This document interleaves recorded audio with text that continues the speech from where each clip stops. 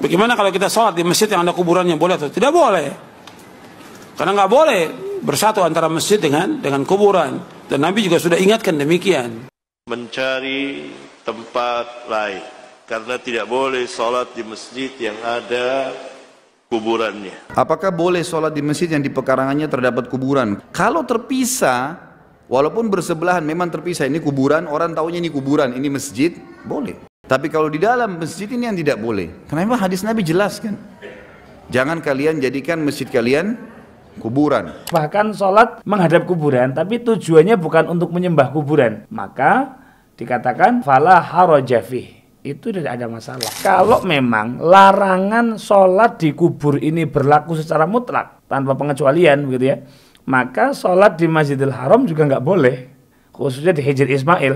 Kenapa? Di situ ada kuburannya Nabiullah Ismail dan Ibunda Hajar. Assalamualaikum warahmatullahi wabarakatuh. Bismillah, alhamdulillah, salatu wassalamu ala rasulillah Sayyidina Muhammad ibn Abdillah wa ala alihi wa sahbihi wa mawalah, la hawla wa la quwata illa billah, amma ba'dah.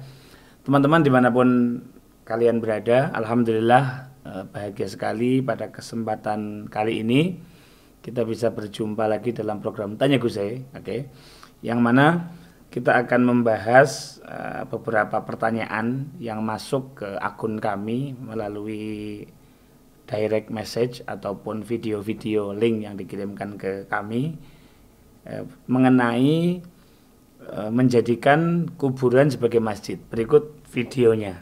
Ustadz, ana seorang pekerja yang sering survei-survei ke desa atau kampung, dan ketika datang waktu sholat, ana selalu menemukan masjid yang di halaman depan belakang terdapat kuburan. Pernah mencari solusi ke masjid lain, namun tetap sama, masih terdapat makam. Bagaimana solusi bagi sholat ana? Apakah tetap sholat di masjid tersebut atau mencari tempat lain? Mencari tempat lain. Mencari tempat lain. Karena tidak boleh sholat di masjid yang ada kuburannya. Bagaimana kalau kita sholat di masjid yang ada kuburannya, boleh atau tidak boleh? Karena nggak boleh bersatu antara masjid dengan kuburan. Dan Nabi juga sudah ingatkan demikian. Dan nggak boleh membangun kuburan menjadi tempat ibadah, nggak boleh, dilarang. Makanya Nabi melaknat orang Yahudi dan Nasrani karena mereka menjadikan kubur Nabi mereka sebagai tempat ibadah. La'anallahu al-yahuda wan nasara ittakhadhu kubur anbiya masajid. Kemudian Allah melaknat orang Yahudi dan Nasrani karena mereka menjadikan kubur Nabi mereka sebagai tempat ibadah. Apakah boleh sholat di masjid yang di pekarangannya terdapat kuburan? Kurang lebih gambarannya seperti di bawah ini, Ustaz. Antum pasti nggak ngerti nih, saya yang ngerti. Soalnya dikasih gambar di sini. Jaraknya 3 meter antara masjid sama kuburan, ada pagar besi arah kiblat. Kalau terpisah, walaupun bersebelahan, memang terpisah, ini kuburan, orang taunya ini kuburan, ini masjid, boleh. Terpisah ya, walaupun cuma dibatasi dengan tembok. Memang ini orang tahu ini kuburan, ini masjid. Maka itu nggak ada masalah. Tapi kalau di dalam masjid ini yang tidak boleh. Kenapa? Hadis Nabi jelaskan. Jangan kalian jadikan masjid kalian kuburan. Hadis sahih itu. Nggak boleh memang kita jadikan sebagai kuburan. Dan ulama-ulama menjelaskan masalah ini karena memang ya kita harus memurnikan ajaran Nabi SAW, maka jangan sampai ada kuburannya dilihat. Kalau masjid itu dibangun karena kuburannya, maka masjidnya nggak boleh pakai sholat secara mutlak. Masjid ada karena kuburan itu, misal kuburan seorang syekh, dibangunlah masjid karena kuburan ini, dibangun. Maka ini nggak boleh pakai sholat karena tujuan masjid untuk kuburan. Tapi kalau masjid tadinya ada, kemudian ada orang yang ngubur di situ, gitu kan? Ngubur, maka ini lebih baiknya dibongkar, dipindahin ke pemakaman muslimin, supaya masjid itu murni, tidak ada campur baur dengan kuburan. Oke, teman-teman, hadis ini sangat masyhur ya, ada di beberapa kutubus sunan, ada di beberapa kitab-kitab hadis. Yang paling populer diantaranya ada di Sahihul Bukhari. Ya. Kalau di syarahnya yang saya punya itu ada di juz 3. Di juz 3 syarahnya bernama Fathul Bari bi syarhi Sahihil Bukhari.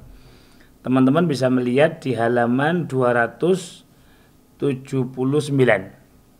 Di situ dikatakan babu ma yukrahu min ittikhadhil masajidi 'alal qubur. Bab tentang kemakruhan menjadikan beberapa masjid di atas kuburan gitu. Di situ dikatakan satu hadis, walamma matal Hasanu ibnul Hasani ibn Aliyin radhiyallahu anhum. Ketika ada cucu Nabi yang bernama Hasan bin Ali. Jadi Sayyidina Hasan, cucunya Nabi, punya anak laki-laki, namanya juga Hasan, sama namanya. Jadi Hasan bin Ali, menantunya Nabi sallallahu alaihi wasallam radhiyallahu anhum, semoga Allah meridhoi mereka semua. Darabat imra'atuhu al-qubbata. Maka istrinya Sayyidina Hasan, cucu Nabi ini, menjadikan al-qubbata ay al-khemah, kemah ya, ala qabrihi, di atas kuburan atau di sebelah kuburannya Hasan cucu Nabi tadi. Sanatan, selama setahun. Jadi selama setahun dibikin kemah di sebelah makbarahnya Sayyidina Hasan bin Ali bin Abi Thalib ya. Di situ kemudian selama setahun ini untuk ziarah, untuk berdoa, mungkin sesekali tidur di situ ya. Karena merasa kehilangan. Summa rufi'at. Kemudian setelah 1 tahun diangkat itu khaimah, fasami'u shaihan. Maka terdengar suara tanpa rupa yang mengatakan yaqul ala hal wajadu ma faqadu. Apakah mereka bisa menemui kembali apa yang sudah hilang? Fa ajabahul akhar, maka suara yang lain menjawab bal ya'isu fanqalabu. Sudah, yang sudah berlalu tidak bisa kembali lagi, fanqalabu, maka pergi untuk selama-lamanya. Nah, di hadis berikutnya, di nomor hadis 1330 gitu ya. Haddatsana Ubaidullah bin Musa an Syaiban an Hilal wal Wazzan an Urwah an Aisyah radhiyallahu anha. Hadis ini riwayat dari Ibunda Aisyah radhiyallahu anha ummul mukminin. Anin Nabi sallallahu alaihi wasallam, riwayat dari Nabi sallallahu alaihi wasallam, qala, Nabi Muhammad bersabda, fi maradhihil ladzi mata fih. Ketika beliau sakit menjelang beliau wafat, Nabi bersabda, la'anallahu al-yahuda wan nasara takhadhu qubur anbiya'ihim masjidah. Allah melaknat orang-orang Yahudi, orang-orang Nasrani yang mana mereka ini ittakhadhu, menjadikan kubur anbiya'ihim masajid, kubur-kubur para nabi mereka menjadi masjid. Nah, setelah meriwayatkan hadis ini, qalat, Ibunda Aisyah berkata, walau ladzalika, kalau bukan karena peringatan Nabi tentang hal ini menjelang beliau wafat, la abrazu qabrah, tentu makam Nabi akan ditaruh di luar, yakni tidak ditutup seperti hari ini. Kenapa? Ghairu anni akhsha, saya takut an yuttakhadha masjidah, kubur Nabi ini dijadikan sebagai masjid. Nah, maka di syarahnya dikatakan sampai hari ini kuburan Nabi sallallahu alaihi wasallam la abraza qabrahu ay kushifa qabrun Nabi walam yuttakhadh alaihi al-hailu. Tentu akan dibuka begitu saja seperti kuburan pada umumnya, tidak ditutup dengan tembok seperti hari ini. Awal muradu dafnu kharija baiti, dikubur di luar rumah begitu. Wa hadza qalathu Aisyah, ini dikatakan oleh Ibunda Aisyah qabla an yuwassa al-Masjidun Nabawi, sebelum Masjid Nabawi diperluas. Walihada lamma wusi al-masjidu ju'ilat hujratuha musallasata syakl muhaddadatan hatta la yata'atta li ahadin an yusalliya ila jihadil qabri ma'astiqbalil qiblah. Sehingga karena memang sudah ditutup seperti hari ini dengan tembok, dengan kamar yang memang sudah ditutup rapat begitu ya, maka orang tidak mungkin sholat secara langsung. Kenapa? Sudah ada tutupnya seperti itu. Nah, yang menjadi titik poin, di sini tentang masjid itu maksudnya apa? Allah melaknat orang-orang Yahudi dan orang-orang Nasrani karena mereka menjadikan kubur-kubur para nabi mereka menjadi masjid. Nah, atau maksud dari masjid itu apa? Di dalam sebuah kitab yang berjudul Tuhwatul Ahwadhi fi Syarhi Sunan At-Tirmidzi.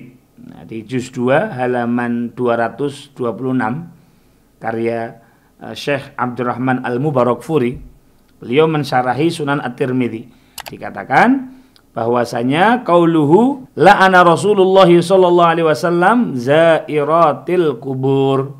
Rasulullah ini melaknat para penziarah kubur. Qala Tirmidzi fi Kitabil Janaiz. Ini statement diriwayatkan oleh Al-Imam Tirmidzi dalam bab janaiz. Tapi qad ra'a ba'du ahli ilm. Sebagian ahli ilm mengatakan anna hadza kana qabla an yurakhkhasan Nabi sallallahu alaihi wasallam fi ziyaratil kubur. Dulu di zaman awal-awal Islam, Nabi memang pernah dilarang untuk ziarah kubur. Karena saat itu kubur-kubur yang ada masih banyak orang-orang yang non-muslim, orang-orang yang kafir begitu. Ketika kemudian Nabi diperintahkan untuk ziarah kubur, falamma rukhisa, ketika ziarah kubur sudah diperbolehkan, maka dakhala fi rukhsatihi ar-rijalu wan nisa. Jadi sebagaimana orang laki-laki sudah boleh untuk berziarah, maka orang perempuan juga sudah boleh berziarah. Wa qala ba'duhum, sebagian ulama mengatakan innama quriha ziyaratul kuburi fin nisa likillati sabrihin wa kasrati jazaihinna. Orang-orang perempuan ini dimakruhkan ziarah. Kenapa? Perempuan tuh biasanya tidak sabaran dan emosinya labil. Indah. Wa nadhkuru huna ma huwa rajih fi hadhil mas'alah. Ini poinnya yang ingin kita bahas.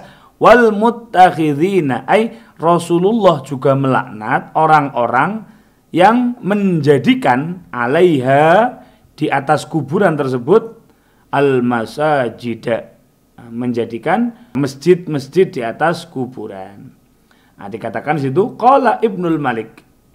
Al-Imam Ibnu Malik mengatakan innama hurrimat takhadhul masajidi 'alaiha li'anna fi sholati fiha istinanan bi sunnatil yahud. Karena itu adalah kebiasaan orang-orang Yahudi. Nah, beliau belum menyebutkan apa yang dimaksud masjid di sini.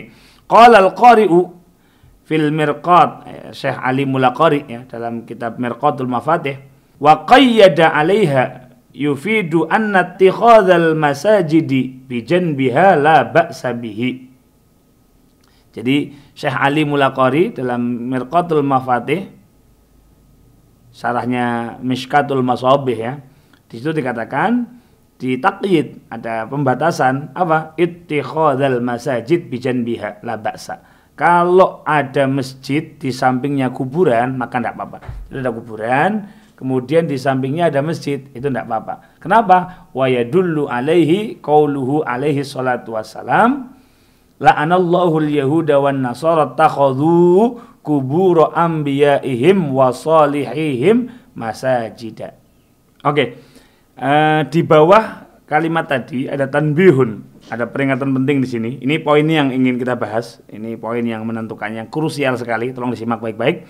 Qala musannif berkata fi Majma'il Bihar, di dalam kitab Majma'il Bihar, wa haditsu la'anallahu al-yahuda wan nasara takhadhu qubur anbiya'ihim masajida. Yang dimaksud hadis ini, kata beliau, kanu yaj'alunaha qiblatan yasjuduna ilaiha fis shalah. Jadi orang-orang Yahudi ini yaj'alunaha, menjadikan kuburnya orang-orang soleh tadi, kuburnya nabi-nabi tadi, kiblatan, sebagai kiblat, yang mana yasjuduna ilaiha, orang-orang ini sujud menghadap ke kuburan, sebagaimana kalwasani, sebagaimana menyembah kepada patung, kepada berhala. Wa amma, adapun manit takhadha masjidan, orang yang membuat masjid fi jiwari salihin, di sebelah kuburan orang soleh, atau ada masjid di sebelahnya ada kuburan orang soleh begitu. Au shalla fi maqbaratin, salat di kuburan, komplek perkuburan begitu. Yang mana qasidan, tujuannya adalah al-istidhara bi ruhih. Ya, istidhar ini bermakna menghadirkan rohnya orang-orang saleh tadi, au wusula asarin min asari ibadatih, ataupun ingin menyampaikan pahala sholat itu kepada orang yang sudah meninggal. Poinnya adalah la tawajjuha, bukan menghadap, nahwahu, menghadap menyembah kepada kuburan, wa ta'zimalah, bukan pula untuk mengagungkan kuburan. Maka kata beliau fala haraja fih, maka itu tidak dilarang. Jadi poinnya, kalau memang sholat di kuburan atau sholat di komplek kuburan atau bahkan sholat menghadap kuburan, tapi tujuannya bukan untuk menyembah kuburan, gitu ya, maka dikatakan fala haraja fih, itu tidak ada masalah. Kenapa? Ala yara, sebagaimana diketahui bersama, anna marqada Ismaila fil hijr fil Masjidil Haram.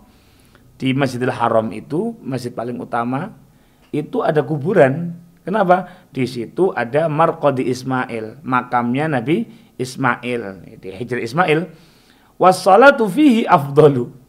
Sedangkan salat di dalam Masjidil Haram itu afdal sekali.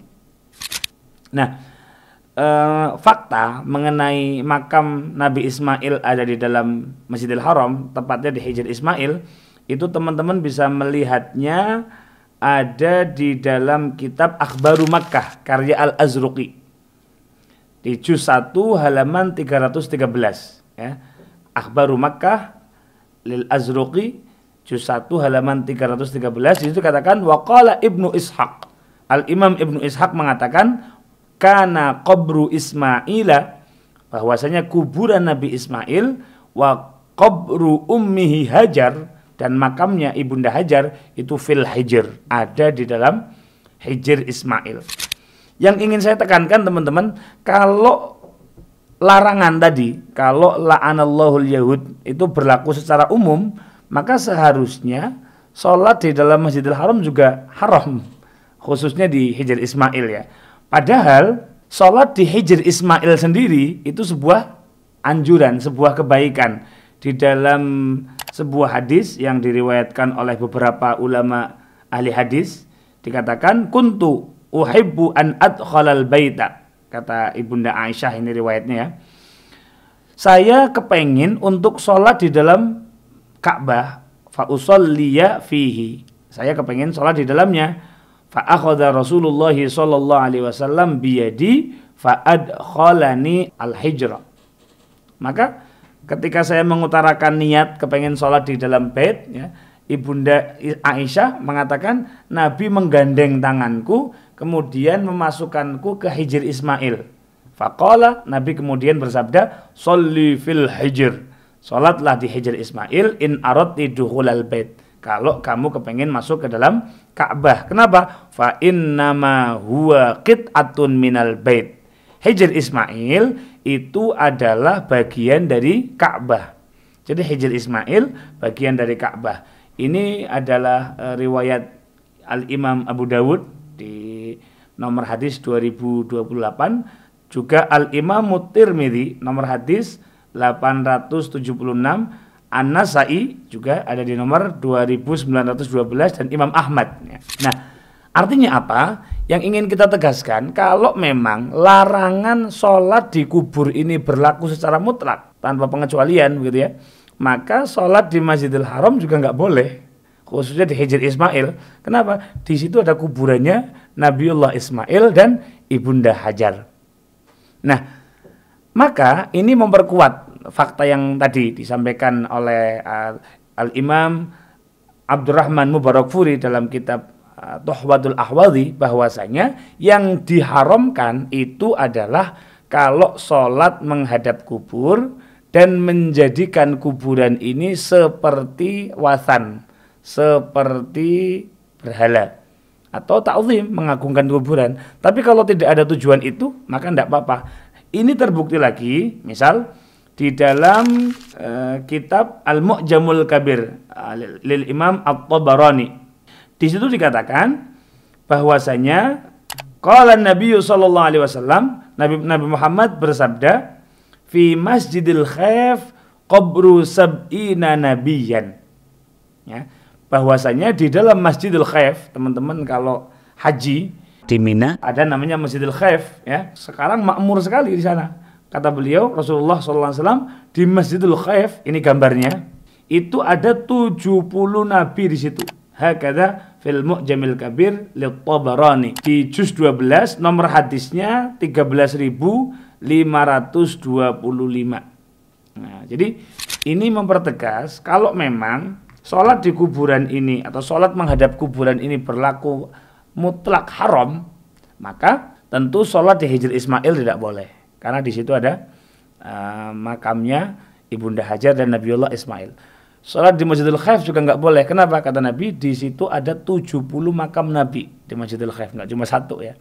Nah, maka ini kita konklusikan lagi ke atas tadi, bahwasanya kalau tujuannya memang sholat di situ, kebetulan ada di situ makamnya, atau walhasil tidak ada niat untuk ta'zimul qabr, tidak ada tujuan untuk yasjuduna ilaiha, poinnya tadi di atas, maka fala ba'sa, itu tidak masalah. Nah, tentu alangkah baiknya kalau memang wakaf untuk masjid dan wakaf untuk kuburan itu dikasih jeda. Nah, itu lebih baik, ya, supaya nanti orang yang ziarah tidak terganggu, orang yang sholat tidak terganggu. Tetapi kalaupun ada di beberapa masjid sekarang kan, di depannya ada kuburannya, di sampingnya ada kuburannya, maka itu tidak apa-apa selagi tidak ada tujuan untuk sujud atau mentakzim kuburan tersebut. Seperti itu yang dikatakan oleh Al-Imam Abdurrahman Mubarakfuri dalam syarah Al-Imam Tirmidzi yang bernama Tuhfatul Ahwadhi. Jadi jangan salah paham, semoga ini menjadi ilmu yang bermanfaat, dan apabila ada yang perlu didiskusikan, kita bahas di kolom komentar. Semoga menjadi ilmu yang bermanfaat. Assalamualaikum warahmatullahi wabarakatuh.